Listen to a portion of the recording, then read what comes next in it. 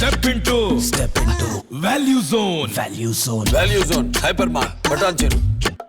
ఎన్నికలకు ముందు కాంగ్రెస్ ప్రకటించిన 6 గ్యారెంటీలో ఇప్పటికే 2 గ్యారెంటీలను అమలు చేస్తుంది.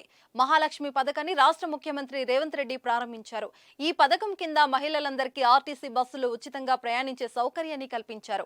ఇప్పటికే రాష్ట్ర వ్యాప్తంగా ఛార్జీలు లేకుండా 0 టికెట్తో మహిళలు పెద్ద ఎత్తున ఆర్టీసీ బస్సులో ప్రయాణిస్తున్నారు. ఈ పథకానికి మహిళల నుంచి మంచి స్పందన వచ్చింది. ఇంతవరకు బాగానే ఉంది. కానీ రాష్ట్రంలో ఆర్టీసీ బస్సు వెళ్లని గ్రామాలెన్నో ఉన్నాయి. దీంతో ఉచిత ప్రయాణానికి ఎందరో మహిళలు దూరం అవుతున్నారు. రోడ్లున్నా గానీ అధికారులు మాత్రం పట్టించుకోవడం లేదని వాపోతున్నారు. బస్సు సౌకర్యం లేక రాష్ట్రంలోని కొన్ని గ్రామాల వారు ఆటోలను ఆశ్రయిస్తున్నారు. దీంతో తమ గ్రామాలకు బస్సులు నడపాలని ప్రభుత్వాన్ని అధికారులు వేడుకుంటున్నారు. కొత్తగా ఏర్పాటైన కాంగ్రెస్ ప్రభుత్వం మహిళలకు ఆర్టీసీ బస్సులో ఉచిత ప్రయాణ సౌకర్యాన్ని మహాలక్ష్మి పథకం కింద ప్రవేశపెట్టింది. దీంతో రాష్ట్రంలోని అనేక గ్రామాలు, పట్టణాలు, తండాల ప్రజలు ఆ సౌకర్యాన్ని వినియోగించుకొని ఛార్జీలు లేకుండా ప్రయాణిస్తున్నారు. ఈ పథకం వల్ల తమకు ఎంతో లబ్ధి కలుగుతుందని ఆనందాన్ని వ్యక్తం చేస్తున్నారు. అయితే రాష్ట్రంలో అనేక గ్రామాలు, తండాల మహిళలు మాత్రం ఈ పథకానికి దూరం అవుతున్నారు. దీనికి కారణం ఆ గ్రామాలు, తండాలకు ఆర్టీసీ బస్సు సౌకర్యం కల్పించకపోవడమే. ఇప్పటికైనా ప్రభుత్వం తమ ప్రాంతాలకు ఆర్టీసీ బస్సులు నడిపి తమను పథకానికి అర్హులు చేయాలని మహిళలు కోరుతున్నారు.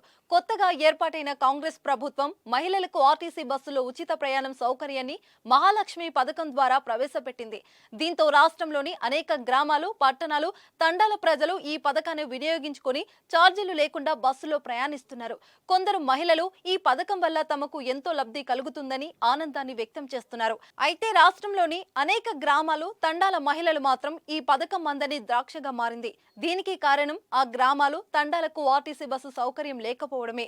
ఆదాయం సరిగా రావడం లేదని ఉద్దేశంతో రాష్ట్రంలోని పలు గ్రామాలకు ఆర్టీసీ బస్సులను నడపడం మానేసింది.